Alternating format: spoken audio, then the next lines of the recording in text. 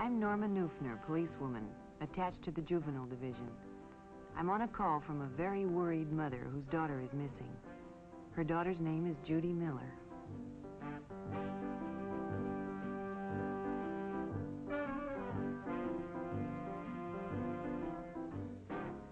Judy enjoyed babysitting, but there weren't enough jobs among the people she knew, so she decided to advertise at the supermarket for extra work.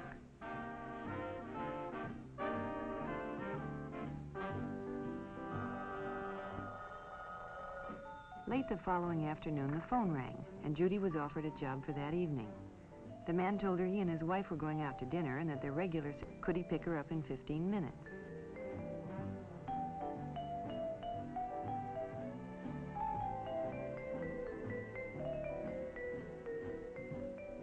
Judy's mother hadn't returned when it was time to go, so she left a message by the telephone.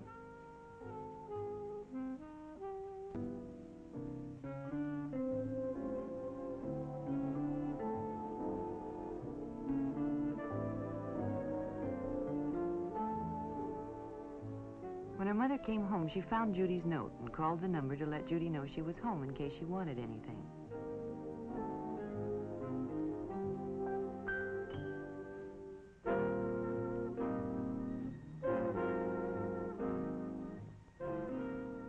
A woman answered, but she didn't know anything about Judy and told Mrs. Miller she must have the wrong number.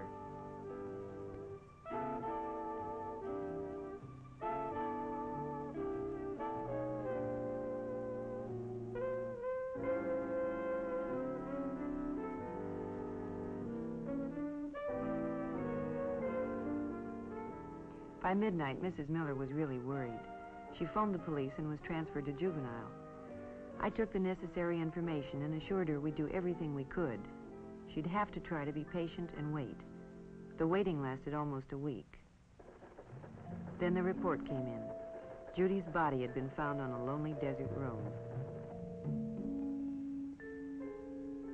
The most difficult part of my job is bringing bad news to parents. You can never find the right words to tell a mother her daughter has been murdered. Judy hadn't done anything wrong, she'd only been careless. Careless about whom she'd trusted. In itself, there'd been nothing wrong about advertising for a job, but it led her to trusting a person she knew nothing about. A mentally sick person who used her innocent ad as an introduction to his act of violence.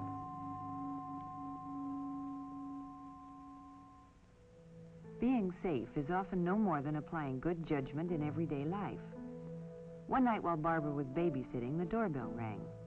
She didn't open the door, but called and asked who it was. A stranger said his car had broken down and could he use the phone. Barbara was very polite, but she told him she was babysitting and expecting a call from her parents. However, she was sure the next door neighbors were home and perhaps he could use their phone. The stranger thanked her and left. Now, Barbara had been polite and helpful, but she hadn't taken any chances. And when her father called, she was safe.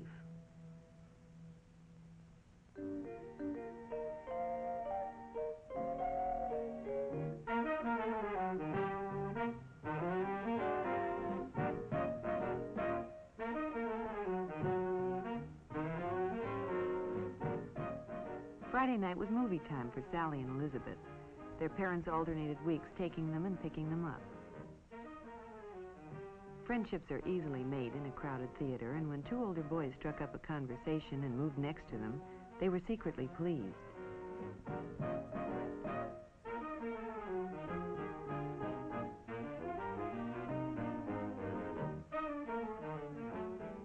At intermission, Sally found it flattering to have her friends see her in the company of older boys, and when they asked if they could take the girls home, she was all for it. She asked Elizabeth to call her folks and tell them that they could ride with a friend's parents. Elizabeth was tempted, but decided it wouldn't be right, and Sally was disappointed.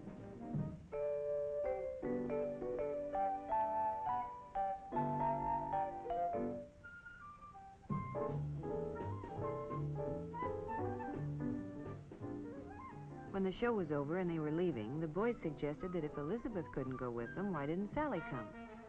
Sally thought it was a great idea and asked Elizabeth to tell her folks that her parents had picked her up.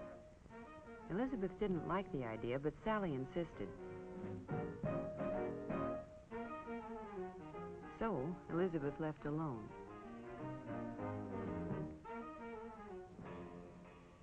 Not any of the boys she went with had a car, so it was fun riding with the older fellows. But when they drove right past her house, she became concerned.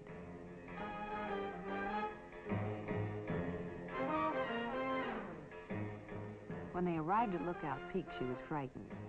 She tried to convince herself there was nothing to worry about, but when they parked off the road, she knew she had gotten herself into something she couldn't handle. At midnight, her parents became alarmed and called the Nelsons. Yes, Elizabeth was home. Hadn't they picked up Sally? No, over an hour ago. Of course she could talk to Elizabeth. Between guilty tears, Elizabeth told what had happened. Sally had been found, dazedly walking down the road from Lookout Peak. It was a night they'll long remember.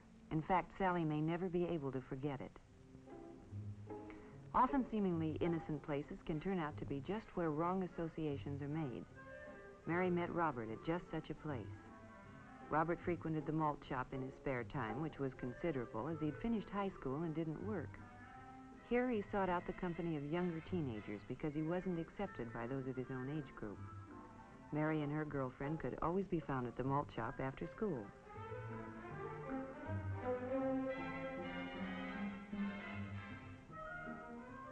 Mary had seen Robert before and thought he was very good looking, so she was naturally flattered when he singled her out and struck up a friendly conversation. He was fun to talk to, and they discussed everything from cars to movie stars. When he offered her a ride home, she was only too happy to accept.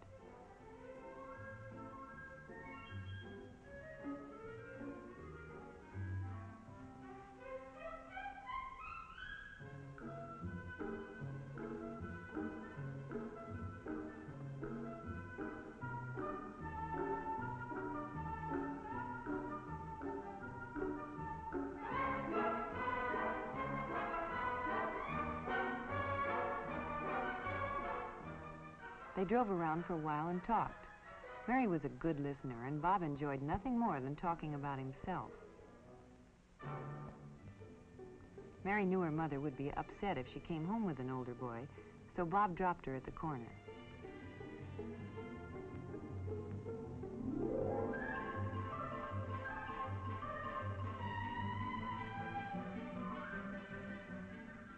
After that, they saw a good deal of each other.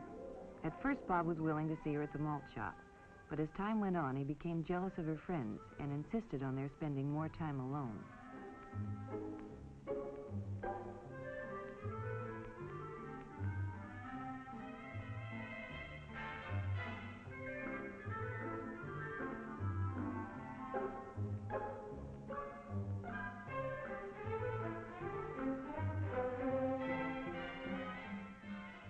They began to go to secluded places, and their relationship became more intimate.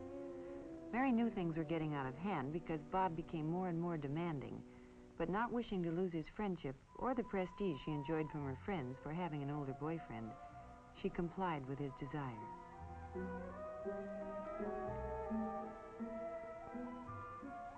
Then Mary found she was in trouble and had to tell her parents. But now it was too late for advice, and Mary had to be taken out of school and placed under the guidance of juvenile authorities. Unfortunately, Mary's story is not an unusual one. Too many young girls are flattered by the attention of older boys and don't realize until too late that these boys, who cannot compete in their own age group, are often not well adjusted and will demand too much in a relationship with a younger girl. You see, it's often the things that are done without thinking that get young people into trouble. Trying to move too quickly into a world of grown-ups with a young person's faith often cause heartache and disaster.